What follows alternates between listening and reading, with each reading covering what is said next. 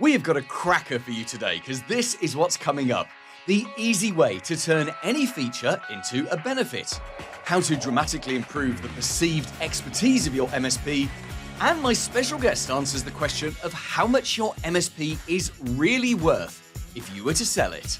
Welcome to episode 328. Powered by MSPMarketingEdge.com. Paul Green's MSP Marketing Podcast. There's a basic marketing mistake that the vast majority of MSPs make. In fact, once you know what it is, you're going to see it everywhere. It's going to drive you crazy. You'll see it on your website, on your LinkedIn, on your other marketing channels. But the good news is, I can help you to spot it and fix it in the next 5 minutes. We're diving into one of the most fundamental principles in all of marketing. People do not buy features, they buy benefits. Now, every MSP has heard this, but very few actually live it in their marketing. And the reason this matters so much is because features and benefits land completely differently in our brains. A feature is normally processed logically. It engages the analytical part of the mind that loves detail, but really doesn't like to make decisions. Whereas a benefit is processed emotionally. It hits the part of our heart and also the brain that drives action, that imagines outcomes, that feels relief, confidence, and safety. And here's the uncomfortable truth. All buying decisions made by ordinary business owners and managers, they all start emotionally. People only use logic afterwards to justify what they already wanted. So features live in the logical world, benefits live in the emotional world. When you talk about features, you're speaking to the wrong part of the brain. You're speaking to the part of the brain that doesn't buy. But when you talk about benefits, you're speaking directly to the part of the brain that says yes. And this is why when MSPs proudly list their features, 24/7 monitoring, remote support, patching, ticket automation, all of that stuff, prospects kind of nod politely, but they're kind of glazing over and they feel nothing because the brain goes, what?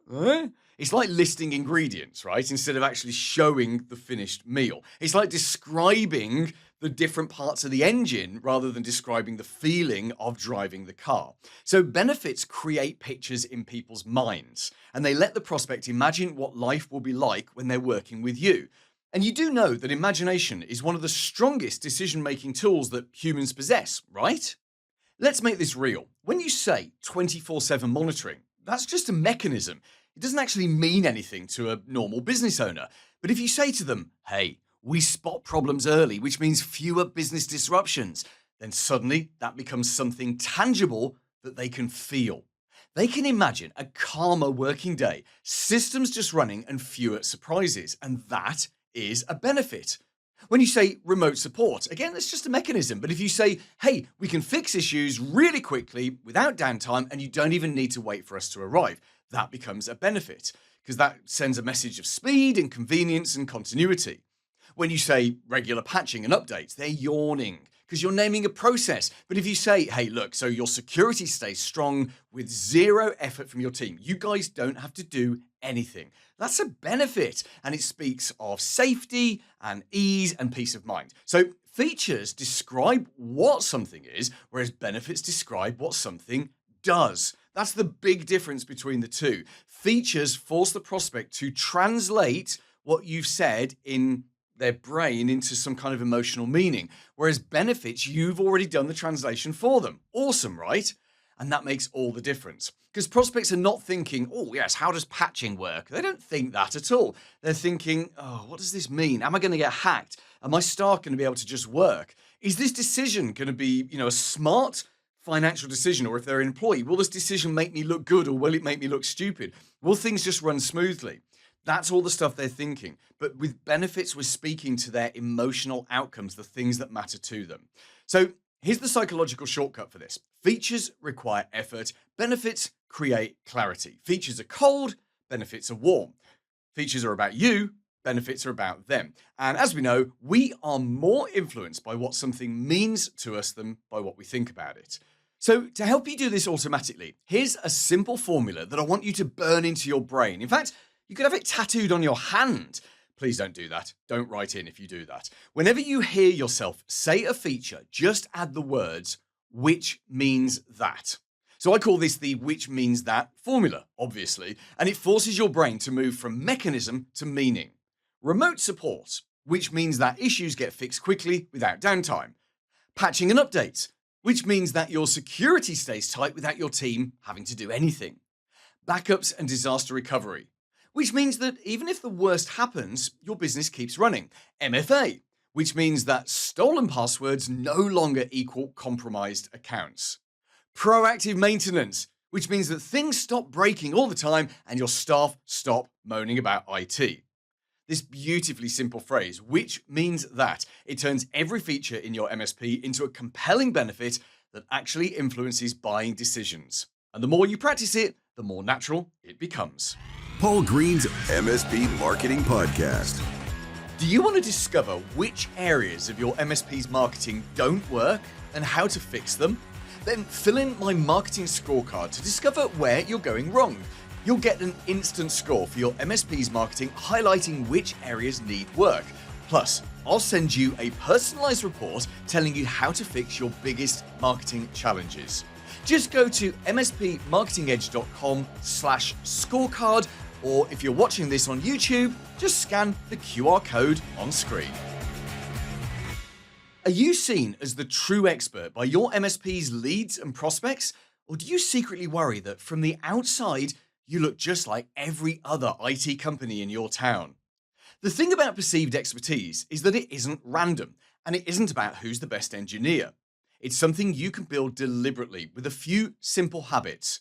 Right now, I'm going to give you a whole stack of practical ways to dramatically increase the authority you project every time someone encounters your business. Let's talk about perceived expertise, because in marketing, it is absolutely everything. Prospects very rarely choose the most technically competent MSP. They choose the MSP that feels safest, the one who sounds like they know what they're talking about, who shows up consistently with ideas and insights and clarity. Expertise in the mind of the buyer is 90% perception and only 10% reality.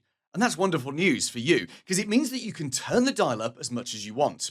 Now, in a Facebook post that I shared recently in my MSP Marketing Facebook group, I shared 7 ways that MSPs can grow their perceived expertise. And I want to expand on each of these and then stack a load more on top. So the first was publishing a weekly blog or video and then emailing that to your email list.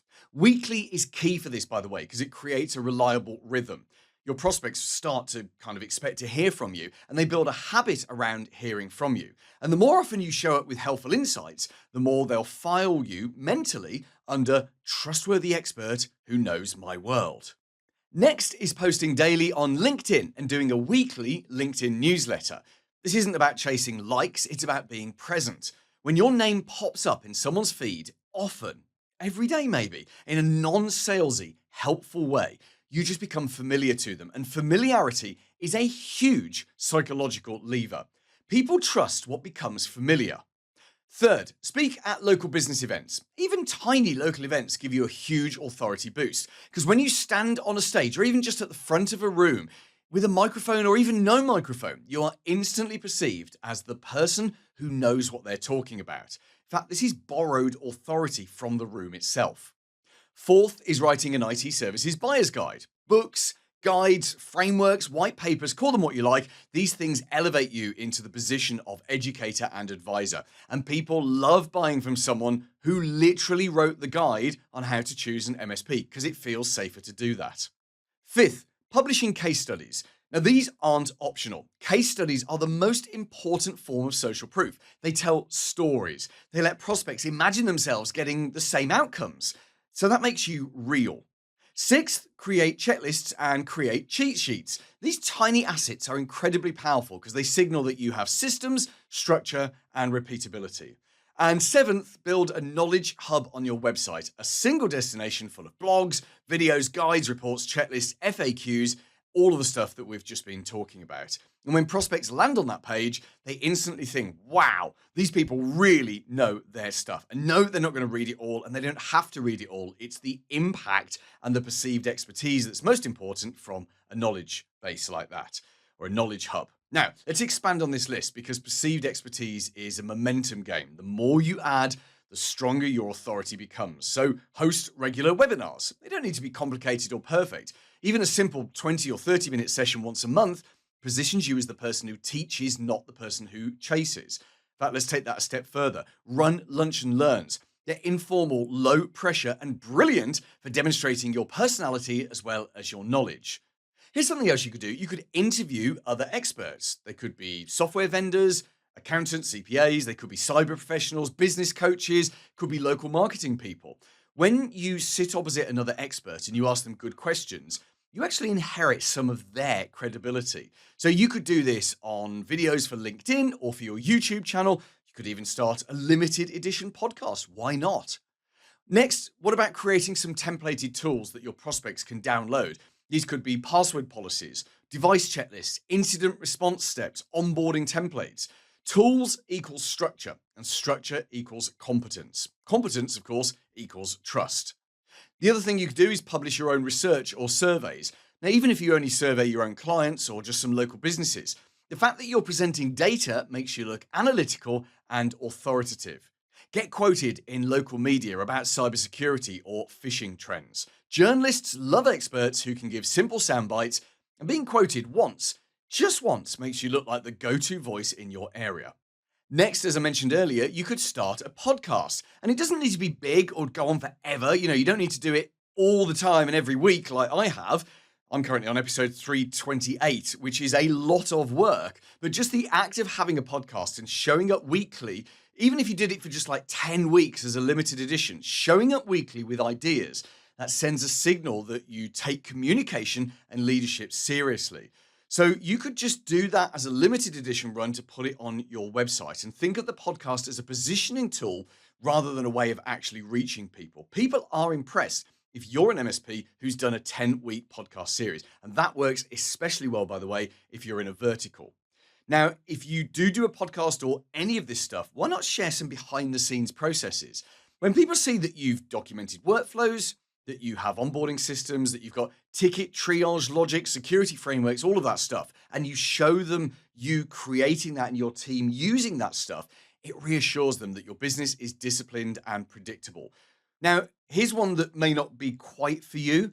How about you surprise people by publishing strong opinions? Not controversial stuff, just very firm, confident statements. Something simple like every business should have MFA, no exceptions. Or you could even take that further if your personality fits with that and say any business leader who doesn't use MFA is unnecessarily putting themselves at risk or putting their staff at risk. You could even maybe say, this is risky, but you could say any business leader that doesn't use MFA is an idiot. As I say, that's got to fit with your personality. Personally, I wouldn't call my audience an idiot, but if you wanted to go that far, go that far. And you're going to get some extreme reactions to that. But people are going to love you or hate you, and that's a good thing.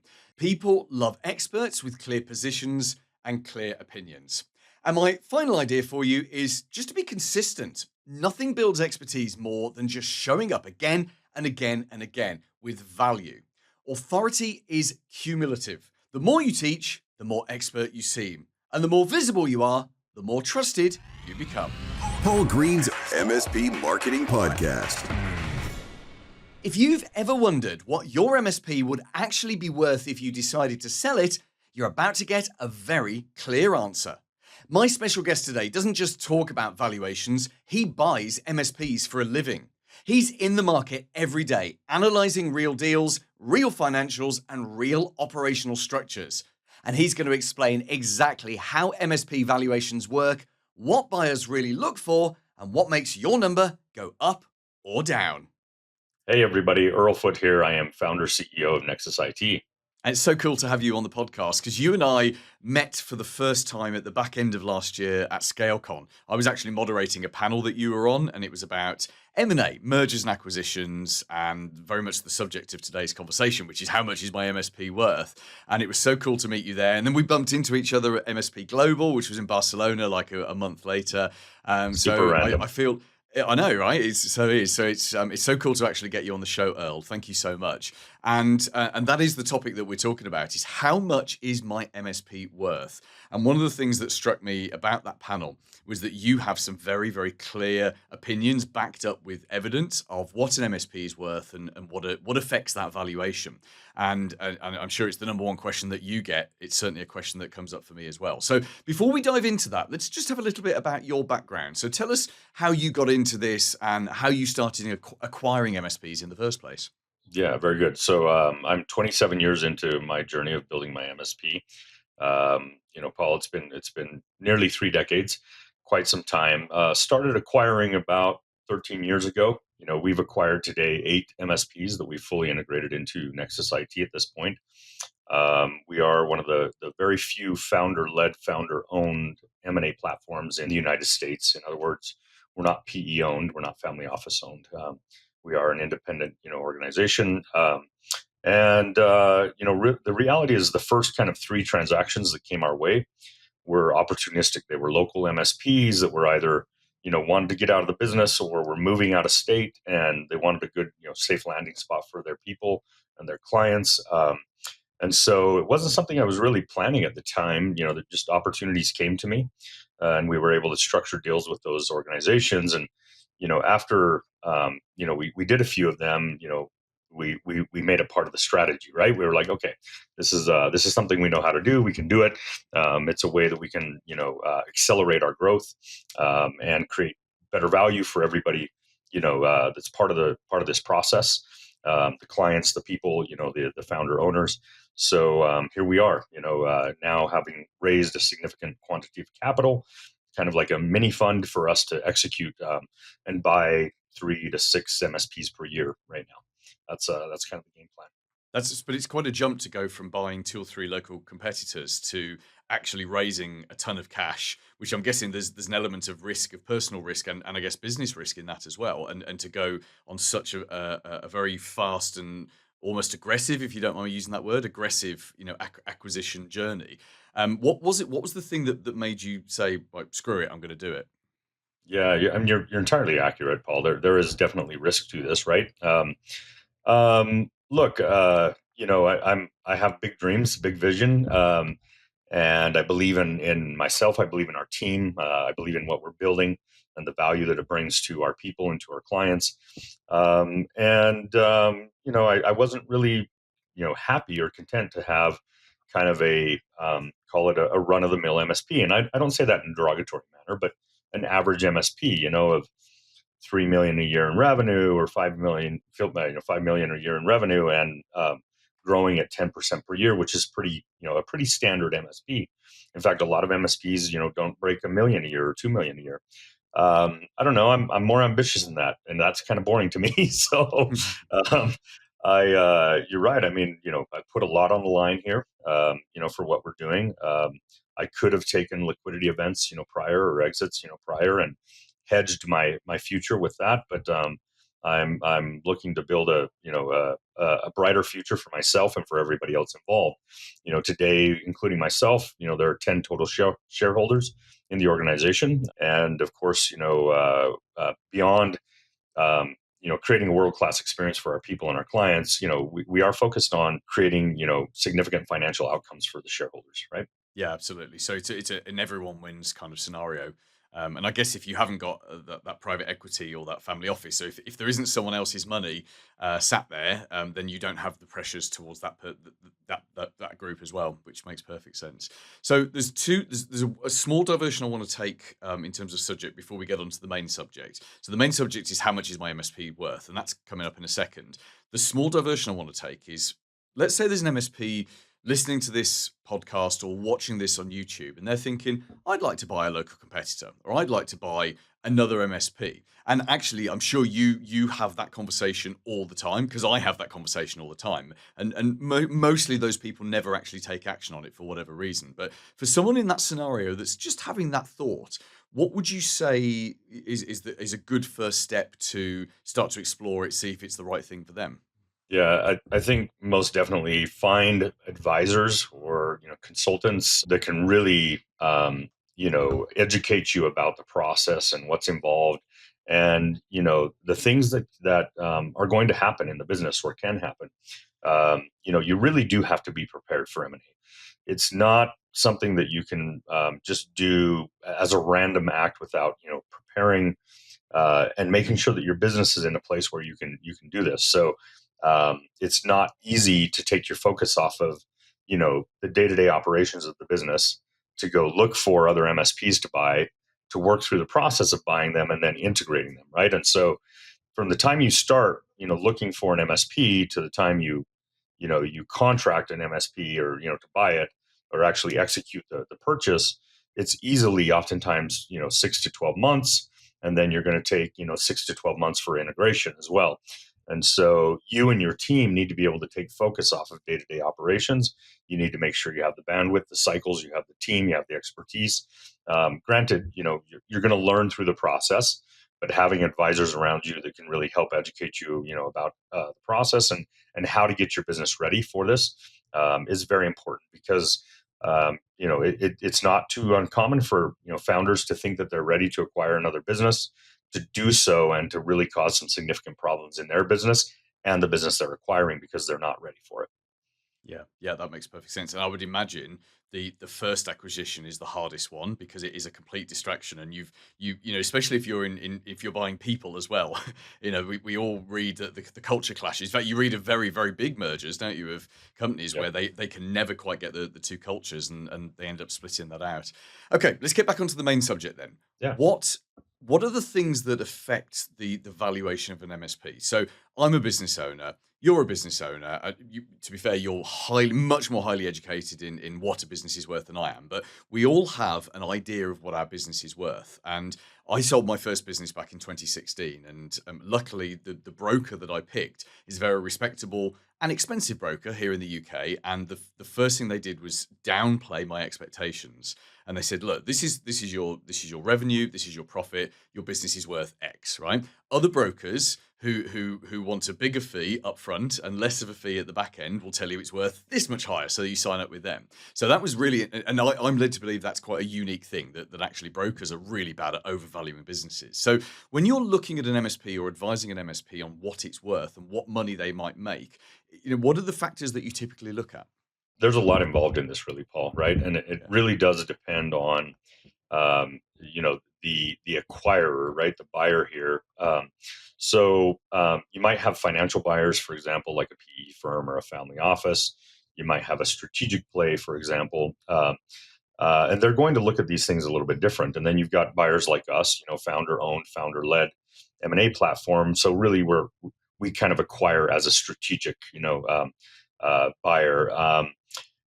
From a financial buyer standpoint, they're certainly they're going to look at your revenue and your EBITDA. They want to look at your growth, in recent years. They want to look at things like the quality of the client book, the quality of the talent within your organization. How long are your contracts, right? How much of your revenue is recurring revenue versus one-time revenue, non-recurring, right? How profitable are your gross margins across your products and services, right? And then um, how that gross margin translates into EBITDA, right? And are you achieving call it a world class EBITDA, right, or a higher end EBITDA? On the lower side, like a buyer probably isn't really going to entertain a business until they're about 15% EBITDA.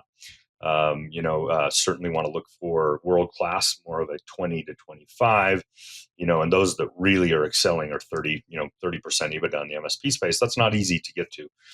Some I've seen as high as 35%. If they really figure out how to fine tune their operations and deliver, very kind of specialized models, 30 to 35% sometimes, is achievable. So, and then, your top line revenue and your EBITDA do play a huge role. A strategic buyer like myself, we do want to look at things like, what industries are you serving? Are you specialized, in, for example, we focus in healthcare and financial services, right? We want to look at, do you have good cyber and compliance capabilities within the organization and good talent on that front? What's your client retention rate, right? Like, are Are you retaining 95% of your clients and your existing revenue every year, or are you retaining 60%? Because if you're retaining 60%, that's a big problem, right? Are you retaining your talent, right? That's another thing. For us as strategic buyers, we're going to look at leadership, philosophical kind of ideas around how you manage and what your culture looks like, because we want to bring the two organizations together into one team, and we need to make sure that we can mesh those, right? A financial buyer may not be quite as concerned about that sometimes. So in terms of what the valuation really comes to, it does depend on that top line revenue and on that EBITDA, and then those other kind of considerations can influence, right? Particularly like if you're growing, average growth rate of an MSP in the United States is about 10%. If you're growing at 40%, 50% per year or higher than that, it can help, boost your valuation up a bit. Um, Say an MSP that's, somewhere in the range of, call it 300,000 to maybe 750,000 in EBITDA, right? They're depending upon how they're strategically positioned and the quality of the operations, the quality of the team, the client book, the revenue. It's probably worth something around 2 to maybe on the high side, 5x revenue. Excuse me, sorry, EBITDA, not revenue. We got to fix that. Yeah, if you're paying that, someone's definitely knocking on your door. Yeah, exactly. Once you're reaching around a million, to 2 million in EBITDA, a million a year EBITDA business on the low side's probably worth the very lowest 3x, but often worth 5 to 6, sometimes even 7 if they're very, very well positioned and they've got a really good thriving business. A 2 million EBITDA business is going to trade for something more like 4 to 10x, 10x on the really high side if they're if they're really well positioned and got have a great operation. And then the multiples start to go up, right? At Yeah. 5 million, 5 to 10 million, you could be talking about an organization that's worth something like 8 to 12x EBITDA. We're seeing, for example, in recent transactions, and by the way, I'm talking in terms of United States market, right? Transactions that are happening here. I don't pretend to know what the transactions look like in the UK or Australia or places like that, but I expect that they're similar, right? Once you start getting to a business that's something like 10 to 12 million EBITDA, or some of those that have traded recently that are more like 15 to 18 million in EBITDA, that business can be worth 12 up to maybe about 18x. Okay. We have in recent years seen a few trade that were very hyper specialized. We've seen a few trade in the 20 to 22x that were around 20 million in EBITDA. There's a wide range here, Paul, right? Yeah. Yeah, absolutely. And let me just jump in. So much value there, and so many figures there. And Yeah, I was getting a bit lost in like, wow, totally. so much valuation. So that's the beauty of a podcast and a transcription on our website is if you were listening to Earl there and thinking, I just got lost, you can just go back and look at the transcriptions, look at what your EBITDA is, and sort of plug into Earl's suggestion there. And Earl, I lost track. Did you explain what EBITDA is? I didn't. You Earnings didn't. before, yeah, I did not. Earnings before, let's see, interest, taxes, and amortization. So it's essentially kind of a net profit number, right? So your accountant, or if you have a CFO, or a controller within your organization, they should know how to calculate that for you. Yeah, it's not your net profit, but it's usually a little bit more than that because you're adding back Yeah. in any interest, taxes, depreciation, and amortization in that Yeah, number. the M&A world loves jargon, doesn't it? It loves its acronyms. I mean, we thought the MSP world was full of acronyms and jargon, but the M&A world is a whole new step up. And EBITDA is what you learn on day one, on hour one of day one, I think. So That's exactly right. that's really helpful, Earl. And let's just sort of bring this back for the average sort of listener to this podcast, or people who watch my videos, who are typically somewhere between thinking of starting up and around about that 2-3 million mark. That's typically, obviously we have all sorts of different people that consume our Yeah. content, but that's typically who we're looking at. So for those people, and obviously you've given loads of ideas of where to start. As you said, the most important thing is top line revenue and bottom line. What's at the top Yeah. of the sheet and what's at the bottom of the sheet? That's going to have the biggest impact. So if you were thinking, if you were an MSP and you were thinking, right, I do want out. I've had my time, or I've built it up, or I'm ill, or a partner's ill, or what. One of the many reasons that people sell their businesses. How far out would you recommend starting to think about that? And what would you recommend as an action plan to actually start getting that business into shape, to start having conversations with people like yourself or the other buyers out there?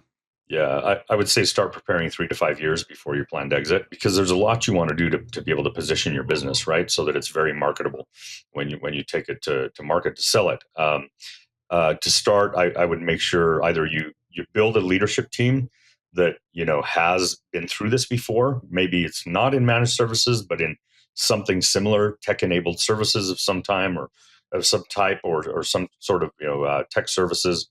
Um, and put together a game plan, right? Study what what really influences the EBITDA multiple in your type or category of MSP or MSSP, and then strategically work on building your business towards those valuation triggers that optimize your exit. Some of those things might be things like industry focus, right? Focus on a specific industry vertical where you can really solve specific problems, right? Focus on growing, organic growth rate. Focus on client retention. Focus on your operational metrics. Focus on employee retention, and not just client retention, but client satisfaction, NPS scores. Focus on getting your gross margins into a really good place, right? Say like well-performing MSPs are usually going to have gross margins on their managed services of around 45 to maybe on the high end 55%. If you're talking about cyber services, 50 to maybe 60 or 65% in cyber and compliance services. Those are pretty common, call them best in class gross margins there on the types of services that we all sell. So if you're not there, which is really common, in a build stage MSP, you might be more like 25, 30, 35% gross margins, and you're going to want to move your business towards delivering more effectively, financially, for your clients, while not sacrificing the service, right? Yeah. So the real thing is either find advisors or build a team that knows what you're doing, and then have a specific game plan and execute that game plan so that you can optimize the valuation of your business when it's time to sell. Yeah. Okay, Earl, we could talk about this for hours. I mean, and in fact, having sat on the stage with you, I know you could definitely talk about this for hours, because Sure. you give so much value with every answer. So thank you for that. Let's get you back on the show. It's going to be next year. I mean, it sounds crazy at this stage of 2026 to be talking about 2027, but let's get you back on the show in the future, and we'll explore this in more detail. For now, just tell us very briefly, what exactly is Nexus IT looking for? So for MSPs listening to this or watching who are thinking, hey, might be worth me having a conversation with this guy, give us an idea of what kind of MSP looks good for you, and what's the best way to get in touch with you? Yeah, very good. Best way to get in touch, just hit me up on LinkedIn or Instagram, Earl Foot, or Base Slapping CEO. You can look me up by that too. Let's see. What was the second part of that question? I totally just drew a blank. Uh, What kind of MSP are you oh, looking for? What's the ideal acquisition for you? Who do you want to talk yeah, to? very good. We're usually looking for an MSP that's somewhere in the range of 2 to about 8 million in revenue right now. Usually 1 million to maybe 3 or 4 million in EBITDA. Um, we are looking for those that are strategically positioned, in cyber and compliance, generally working in regulated industry like we do, like healthcare and finance, and certainly that have built a well respected, well operating organization. Right. That's kind of the profile of what we're looking for, throughout the United States. Right now, we don't have plans to try to go global in any way whatsoever, but throughout the United States, we're looking for awesome MSPs and founders that either want to join and build with us, or they're looking to transition their organization onto somebody else and want to find a good home for their clients and their people. once again, I am Earl Foote. Find me on LinkedIn or Instagram. It's EARLFOOTE. There's an E on the end of Foot there, or Base Slapping CEO. The MSP Marketing Edge. Member update. Got a quick reminder for you. If you're a member of the MSP Marketing Edge, are you using our new short videos? We already deliver a ton of different videos that you can use across all of your marketing channels, like your website, your social media, and of course your own YouTube channel. At the back end of last year, we introduced new vertical shorts videos featuring our lovely female presenters. Shorts are massive across the world. Whether they're your thing or not, other people love them. So making sure that you have shorts to educate and entertain your audience is a very smart thing to do. You can find them right now in the portal. And if you're not yet a member of the MSP Marketing Edge, why not see if it's available for you? We only work with one MSP per area. You can check if yours is open. Just put in your zip code or your postcode at mspmarketingedge.com. Coming up next week. Thank you so much for listening this week. Next week, we're going to look at which marketing activities you, as the owner of the business, should be doing and which you should be outsourcing to other people. There are some marketing jobs that you'd be mad to do yourself, and also some serious activities that you just should not outsource. Let me reveal what those are in next week's show. See you then. For MSPs around the world, the MSP Marketing Podcast with Paul Green.